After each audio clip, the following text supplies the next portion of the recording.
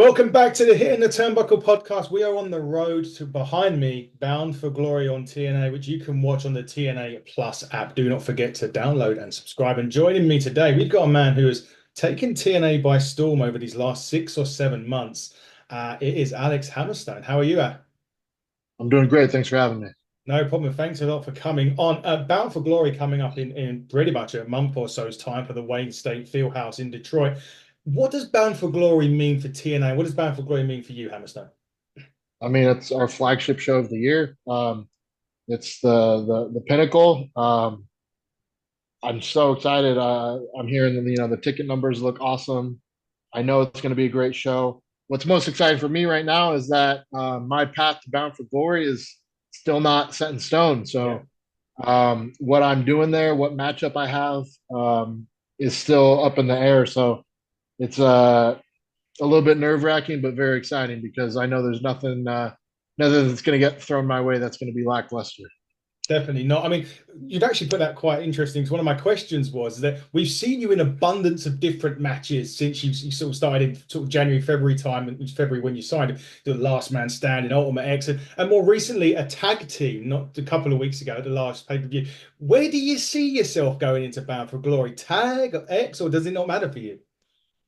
It doesn't matter for me. You put me in an X division, I'm happy. You put me in a heavyweight match, I'm happy. You put me in a tag match, I'm happy.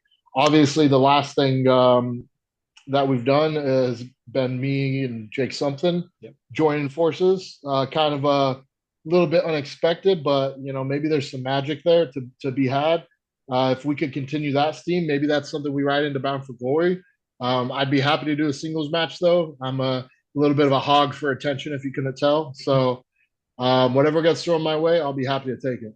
Yeah, I mean, you and Jake something was certainly something as a tag team. I mean, that was a great match that you had on the road to Victory Road there. And as we move on, though, you've mentioned we just mentioned Last Man Standing with Josh Alexander. That kind of trilogy that you had, it showcased both of your guys' talents. I mean, Josh Alexander, maybe one of the most pound for pound, one of the best pound for pound wrestlers in there. You've got an abundance of different skills.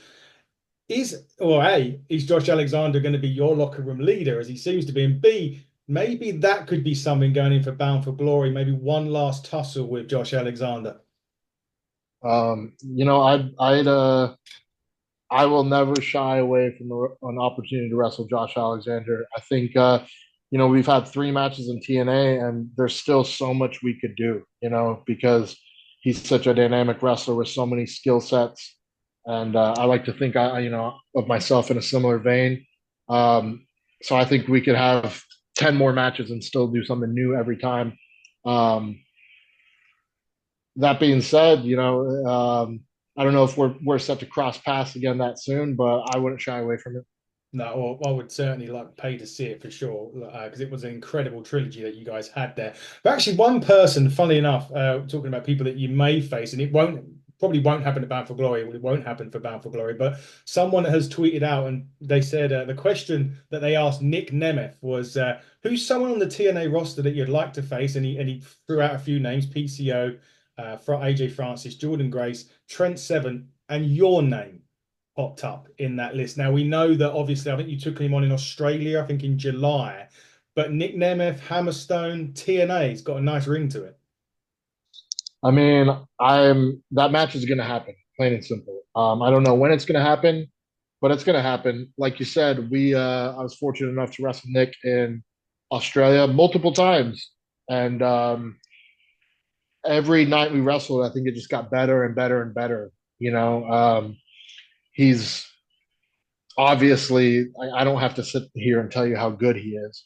Um, but I think there was something a little bit, magic about how our styles work together, having the kind of big man, medium man match. Because I don't want to call him a little guy because he is not little. But that being said, ain't nobody size up like your boy Hammer. But yeah, we had some incredible matchups, and I think to do that in TNA would just be so incredible. So it's going to happen at some point. I can only hope that that's sooner rather than later. Yeah, again, another match I paid to see. And actually, just one more guy who I'd really like you to get in there with. We were just talking about him just before we start. Santana, obviously coming off the back of that Texas death match. I think used to would again, it's all about big man and kind of another big man in terms of height, maybe not in your kind of stature, but someone that really used to could really tear it up in that ring with. Yeah, I mean, Santana's having the best run of his career. Yeah. He's, for anybody who thought, maybe he was on the tail end of his success, he's really shutting everybody up. And he's another guy who I have tons of respect for because I think he's kind of like myself, where he shows up every show wanting to grab that brass ring. So yeah, I have no doubt that he's trying to grab the same brass ring that I'm trying to grab. So we're gonna have to cross paths at some point. Definitely so. One guy that you did cross paths with a couple of weeks ago, and it was a case of meat madness. I think you called it Obafemi in NXT. How was that going against someone with that? Someone that not necessarily, as you say, big man, medium man. It was two big old boys in that ring at that time. I mean, it was great. The whole experience was phenomenal. Because I got to come in there as TNA's Hammerstone and Yes. like be me, look like me, dress like me, come out to my music, wrestle the way I want, be branded as TNA's guy. It's just so cool. It's such an interesting time in wrestling, and to go out there and have a good showing. Obviously, in that match, I didn't pick up the win. Um, but at the same time, I believe I've represented TNA well, at least well enough to come back the following week, pick up a victory. So, man, what a cool feeling! What a cool time in wrestling, and hope there's more to come. Is that an element of pride as well, Hammerstone, when you go in there and you're representing TNA in a WWE ring or an NXT ring? Yeah, 100%. But not only is it pride, but it's just so cool how far things have come because Hmm. the level of professionalism and respect I was treated with from everybody there, all the staff, all the coaches, all the producers. You know, there was no element of this guy's an outsider, and so we're gonna give him the short end of the stick. If anything, it was this guy's an outsider, so let's make sure he has the best experience possible. And to know the last time I was in a performance center, I was doing forward rolls until I just about puked. So it's a whole different set of circumstances. And a good set of circumstances well, and it has worked out well for both TNA and NXT. I think that whole partnership has been, as you say, it's something that we never thought we'd see, but at the same time, it's been so great to see like people turn up on NXT and people turn up on TNA, and we got it this week on Impact, and we'll get into that card in a minute. But it can only benefit A, wrestling, and B, the fans, this whole partnership that's been created so far. 100%. I mean, there's always going to be some fans that say, this, that, or the other, or find whatever negative little holes to poke in it. But at the end of the day, the numbers don't lie. Um, I think the engagement on both ends has been very positive. Viewership is up, ticket sales are up. My Instagram followers are up. So, I'm definitely not complaining about it. Well, as a fan for me, no complaints either. And you are right. You will get there's always that negative soul out there, but I think it's fantastic and long may it continue for both sides. And obviously, it has contributed a lot of. I mean, I always felt the last three or sort of 2 or 3 years that we've been covering TNA here, it's always kind of sort of gone under the radar, but has been going about its business the last 2 or 3 years in an upward curve. And it's now just not even from the partnership with WWE, it's helping, but it's got there on its own merit and as well. And it's just started to get the flowers that it should be getting, I think. Well, I mean, you have a locker room full of guys and girls who have such pride in what they do and they work so hard, and nobody shows up and is there just to collect a paycheck. Everyone's working their ass off. It takes an immense level of pride in the product, and that on a long enough timeline, that's going to raise the whole all the waters. So it's like that's what you're seeing right now. You're seeing um, right now we're reaping the benefits of all the work that guys have put in for the last several years. I'm happy to have joined up, and I hope to be one of the guys that puts in the work that benefits the company for years down the line. Oh, I think it will for sure.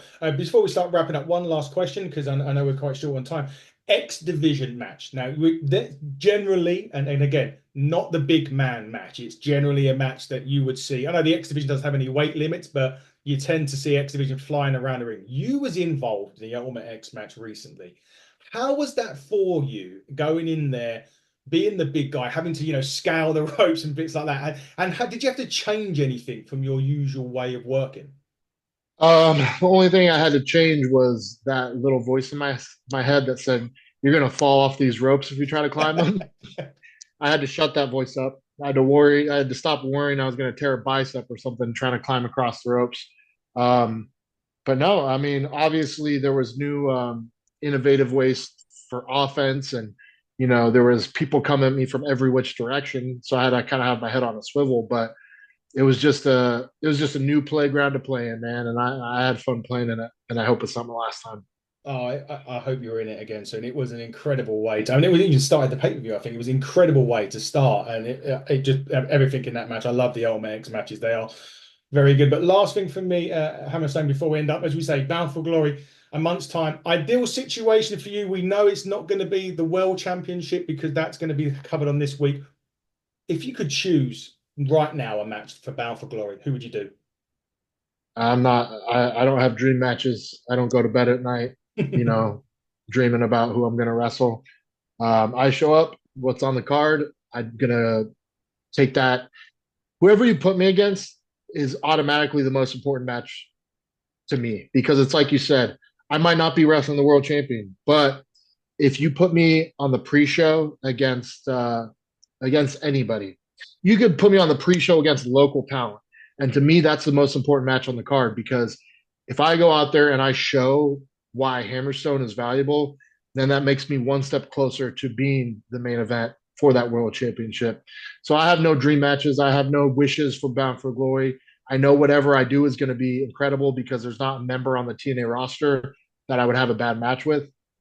Um, but that being said, I'm just showing up open minded, ready to kick some ass. I can't wait. I'm looking forward to it, Alex, as well, and Hammerstone. And thank you for showing up to here on this channel for Bound for Glory. It's October the 26th. But coming up this week on Impact, before we go, there's a lot coming up on this. We've got an X Division six-person showcase. Zachary Wentz and Bullet Club ABC versus Kushida, Speedball, Mike Bailey, and UK's own Leon Slater. Jonathan Gresham and Laredo Kid go one-on-one. We're going to see Rosemary and Wendy Cho against Jordan Grace and a mystery partner from NXT.